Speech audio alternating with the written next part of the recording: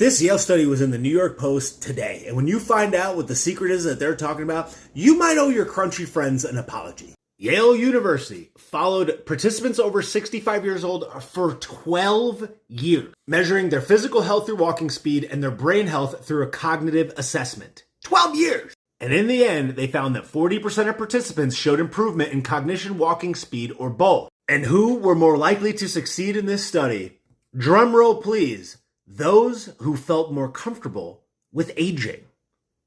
Excuse me? Dude, think about that for a second. This is a study from Yale. This is not like some crunchy website or something. This is a Yale study. You know, like Yale School of Medicine. Like one of the most prestigious universities in the country. So all those things that you heard from some dude at a music festival talking about energy and thinking positively, turns out they were onto something. Go figure that. The people in their study who had negative beliefs about aging and what will happen to them, like I'm probably going to get dementia, or I can't walk, I'm too old, or I'm only going to get worse and it's going to look like this.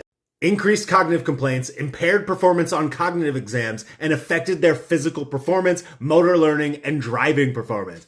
Dude, which is basically a scientific representation of your beliefs becoming reality. How about that? And this type of logic, this type of thinking, especially as it relates to health, kind of flies in the face of the traditional medical system. Because thinking better, thinking more positively, nobody can make any money from that. It's free! That's not going to be in a textbook. You know what I'm saying? And it's stuff like this that has been crunchy lore for so long, but in this case took 12 years to prove. Which is why my partners at America First Healthcare are perfect for the type of person that's interested in this topic. America First Healthcare helps my audience stop paying for traditional medical care and focus more on holistic solutions. They work with you to have a plan that helps you skip traditional preventative care so that you can have holistic first coverage, like thermography over mammograms, for example. Follow the link and get a healthcare review at the link in my bio. You know what else this study actually brought to my attention, which is no surprise to me, because when I do my late night walks, I feel like I've never thought more clearly than I do when I'm on these walks. But look at this part.